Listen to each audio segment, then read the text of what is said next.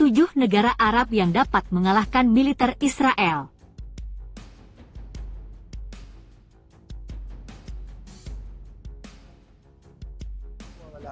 ولكل السامعين للصديق وللعدو نساؤنا وأطفالنا الذين قتلوا في هذه الأيام في النبطية وفي الصوان.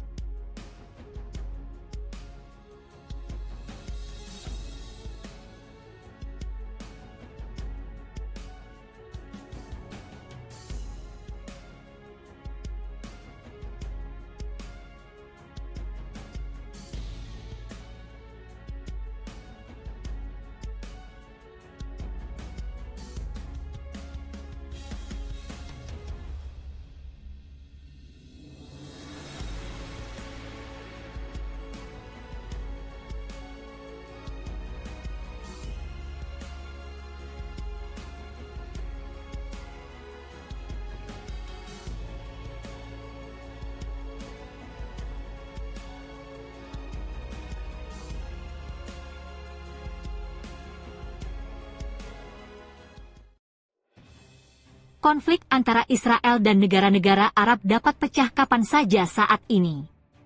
Apalagi ada sejarah yang panjang dan kompleks antara mereka, dan potensi untuk perang selalu ada. Konflik berkepanjangan antara Israel dan Palestina telah memicu ketegangan dan konflik dengan negara-negara Arab lainnya. Yang terbaru, konflik Israel-Hamas sejak akhir tahun 2023 telah mengubah lanskap politik di Timur Tengah dan menghentikan proses normalisasi antara Israel dan beberapa negara Arab. Aksi genosida Israel di Gaza pun semakin menyeret negara-negara lain terlibat konflik dengan rezim kolonial Zionis. Berikut adalah beberapa negara Arab yang memiliki kekuatan militer yang signifikan dan berpotensi menghadapi militer Israel. 1. Lebanon, yang berbagi perbatasan selatan dengan Israel, memiliki sejarah yang tegang dengan Israel di antara negara-negara Arab lainnya. Situasi kembali memenas saat Hizbullah turut mendukung pejuang Palestina melawan Israel, seiring genosida yang terjadi di Gaza. Akibatnya, Hizbullah kini terlibat pertempuran dengan Israel di wilayah perbatasan Lebanon, meskipun masih terbatas. Pada 15 Oktober, Menteri Pertahanan Israel mengatakan Israel tidak tertarik dalam perang di front utara asalkan Hezbollah juga menunjukkan pengekangan. Lebanon berada di peringkat 118 dari 145 negara dalam tinjauan tahunan Global Firepower. Negara ini memiliki skor Power Index sebesar 2,4283, dengan skor 0,0000 dianggap sempurna.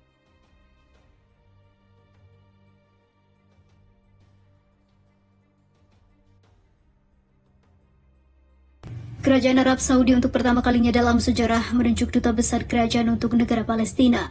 Kementerian Luar Negeri Kerajaan pada hari Sabtu mengatakan duta besar Arab Saudi untuk Yordania, Nayef bin Bandar al-Sudairi, akan menjabat sebagai duta besar non-residen pertama yang luar biasa untuk negara Palestina. Langkah Riyadh ini dilakukan di tengah laporan bahwa Arab Saudi dan Israel hampir mencapai kesepakatan normalisasi di bawah naungan Amerika Serikat, namun kenyataannya gagal. Sementara itu, penunjukan duta besar tersebut juga didampingi ataupun dipandang banyak pihak sebagai pesan dari Arab Saudi bahwa perjanjian normalisasi dengan Israel tidak akan mempengaruhi hubungan Riyadh dengan Palestina.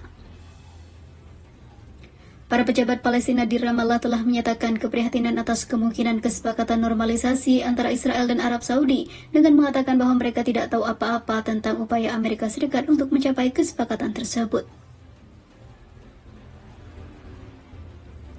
Mereka juga menyatakan harapan bahwa pemulihan hubungan yang nyata antara Israel dan Arab Saudi tidak akan mempengaruhi dukungan kerajaan untuk masalah Palestina.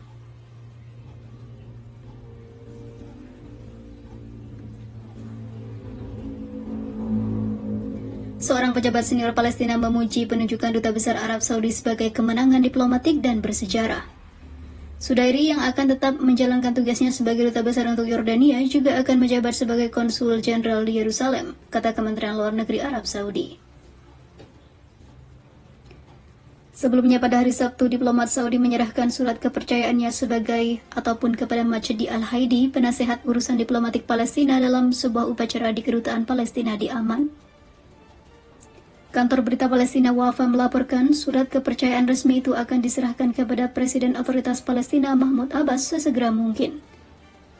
Sudairi kemudian berterima kasih kepada Raja Salman bin Abdul Aziz dan putra mahkota Muhammad bin Salman karena telah menunjuknya sebagai duta besar untuk negara Palestina.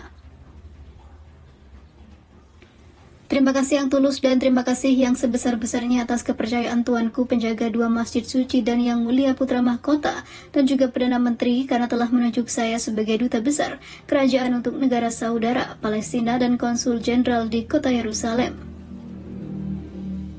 Palestina adalah langkah penting yang akan berkontribusi untuk lebih memperkuat hubungan persaudaraan yang kuat yang meningkat kedua negara dan dua bangsa yang bersaudara, paparnya.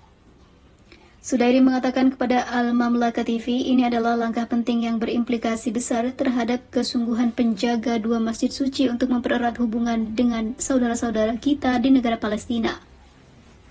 Langkah ini akan menguntungkan saudara-saudara di Palestina dan menata hubungan kita secara resmi di segala bidang. Kami berharap hubungan kami akan tetap seperti sebelumnya dan bahkan lebih baik lagi. Halidi mengatakan penunjukan duta besar Arab Saudi untuk Palestina adalah suatu hal yang penting, bukan langkah yang akan berkontribusi untuk semakin memperkuat hubungan persaudaraan yang mengikat kedua negara.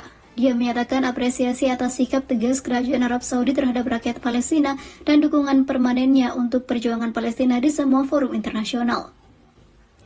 Penunjukan duta besar Saudi terjadi beberapa hari setelah Abbas bertemu di Amman dengan Raja Yordania Abdullah dan mendiskusikan dengannya laporan terbaru mengenai kemungkinan kesepakatan normalisasi antara Israel dan Arab Saudi. Sementara itu, Abbas diperkirakan akan melakukan perjalanan pada Minggu ke Mesir untuk berpartisipasi dalam pertemuan tripartit dengan Presiden Abdel Fattah el-Sisi dan Raja Abdullah. Duta Besar Palestina untuk Mesir Diab Aluh mengatakan ketiga pemimpin Arab akan membahas berbagai masalah di tingkat Arab, regional dan juga internasional untuk menyatukan posisi mereka tentang bagaimana menghadapi gerakan politik regional dan juga internasional.